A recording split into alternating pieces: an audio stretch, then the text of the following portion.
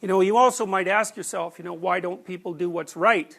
It's a good question, because hypothetically they could, and the answer seems to be something like, well, transforming yourself into something that's continually better means continually being swallowed up by something like this, and so it's hard and frightening. So that's why people aren't enlightened, and there's got to be some reason, given that it's hypothetically possible. You know, when you hear people like Joseph Campbell say things like follow your bliss, you know, and so that sounds pretty easy. You want to develop your personality, just do what you love. You know, it's a corruption of Carl Jung's thinking, because Jung would say, well, follow what you're interested in, it'll take you somewhere you really don't want to go, and then maybe you'll learn something. So, and that's a whole different proposition. So, human beings, if you talk about a human being, you tend to use something that's like a story. And when you recount your own being, you tend to use something like a story, and that sort of begs the question, you know, does that mean in fact that your experience is either a story or something like a story? And one of the things Jung said, I really like this, is you should figure out which story you're living, because you're living a story, and it might be a tragedy. And so, you know, you want to find out, because if it's a tragedy, you don't come to a very good end. Another thing Jung said was, this is also worth thinking about, people don't have ideas. Ideas have people. And so what Jung would say is that if you're living out a tragedy, the tragedy has you. You don't have it. And if you can figure out what the tragedy is that has you in its grip, then you have a fighting chance of escaping from it into a more pleasing plot. But it's no easy thing. You know, so if you're one of those people to whom the same terrible thing keeps happening over and over, after the third time, approximately, you might ask yourself, you know, is this the world or is this me? Alright, so we move from mythological representations into a discussion of both heroic and shamanic initiations. And the reason we're going to talk about shamanic initiations is, first of all, they're a logical next step in moving from the fundamental mythology into depth psychology, but also because initiation processes are processes that archaic people have learned to use to catalyze personality transformation. So for example, a typical initiation tends to be young men who are initiated more often than young women, and the hypothesis there is that Mother Nature initiates young women all on her own, whereas with young men something has to be imposed from a cultural perspective in order to catalyze their transition from childhood dependency and make them independent adults. And that usually involves some relatively terrible experience that I think does two things. One is it helps the person define what actually constitutes terrible. Because you might ask yourself, you know, how worried should you be about something? You know, let's say you wake up in the morning and, you know, you've got you've got an ache in your side. It's like, okay, it wasn't there the night before, so what does that mean? Well, you pulled a muscle, or you're going to die of cancer in 3 months. It's like, you don't know, so how upset should you be? Well, the answer is you don't know. And I think one of the things that initiation processes do to people is calibrate their anxiety systems.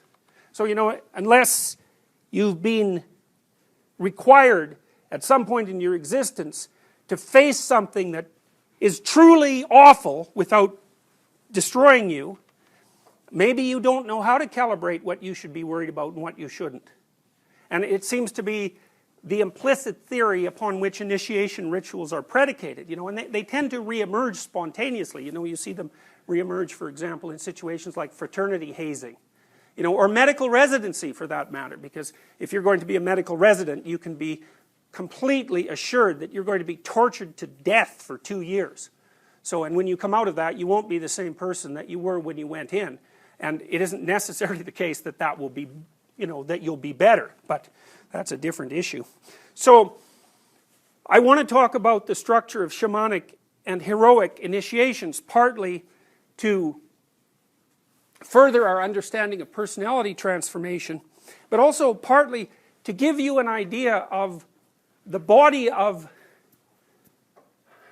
the relationship between the symbolic realm and the day-to-day realm prior to the emergence of psychoanalysis.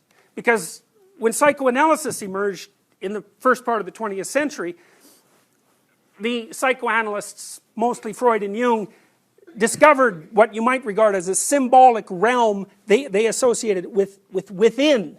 So the symbolic realm, in terms of your experience, might be what you dream at night. You know how bizarre dreams are.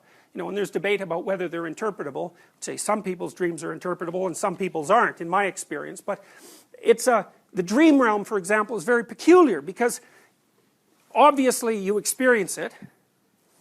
It's quasi-coherent in that when you wake up and you remember it, you can remember it. First of all, it's not random. It's not like white noise on a blank screen. You know, it has characters. They're doing things.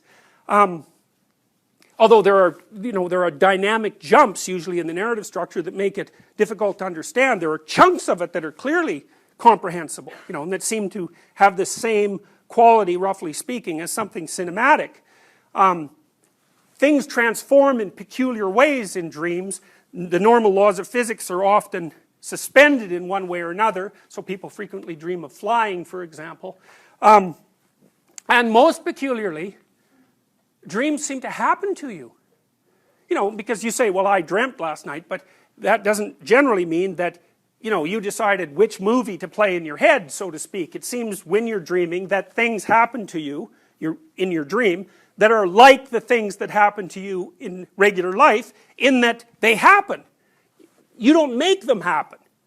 So in a dream, you're the subject of uncontrollable forces in some sense, just as you are in waking life. It's like, okay, well, who in the world is dreaming? You know, it's not the ego, obviously, because you can't control it unless you happen to be a lucid dreamer. You know, some people can become conscious during their dreams and exercise a certain degree of control over the contents. Although it's a relatively undeveloped skill. It's not particularly rare. How many of you have had lucid dreams? It's very much more common among women, generally, for reasons we don't really understand. So, but most of the time, a dream is something in which you're embedded. It's like, what's dreaming exactly? You know, Jung would say, well, the world is dreaming inside of you. It's nature dreaming inside of you. It's a natural phenomena, and it has the same kind of meaning that any other natural phenomena has, which is what meaning you can discover that turns out to be useful. So there's a relationship between that internal set of processes, you know, that deeply symbolic set of processes, and the kind of rituals and symbols that are used in archaic ceremonies like heroic and shamanic initiations. And so that's partly why I want to tell you about them. It also helps you understand, I think, a little more deeply, the price that you have to pay in order to transform. Because the rule in most archaic cultures is that to transform a male adolescent into a man requires dismantling the childhood personality, often rather brutally, and replacing it with something that's new. And so, you know, you might think, well, perhaps the brutality isn't necessary, but it's hard to say what's necessary. You know, there's a rule in psychological therapy, and the rule is, if you want to improve, you have to identify what it is that you're afraid of that's stopping you, and then you have to confront it. And you have to do that voluntarily. It's the primary rule, you might say. It's the primary rule of psychotherapy. You're going somewhere, there are impediments. The impediments make you afraid. Because you're afraid, you stop progressing. So what do you have to do? You have to face the things that are stopping you voluntarily. You know, and that's part of the heroic, that's actually part of standard hero narratives, which is face the thing that you're afraid of. That's why, for example, in The Hobbit, Frodo? It's Frodo, isn't it? Bilbo's the second one. Yeah, Frodo has to face the dragon, and the dragon hoards gold. Bilbo, sorry, well thank you, yes, that is what I was asking. Bilbo has to face the dragon, and the dragon hoards gold. It's like, what the hell does a giant reptile need with gold? Well, the answer to that in part is that the giant reptile represents that which you are afraid of, and the treasure that it sits on represents what you gain if you conquer what you're afraid of. And it's an archetypal story in some sense because you can't invent a more frightening story than that, a more frightening and richer story. There's nothing more frightening than a dragon, roughly speaking, and there's nothing more valuable than a hoard of gold, and that's partly what makes the story archetypal, right? It's taken the phenomena and extended them to the point of maximum return, in some sense.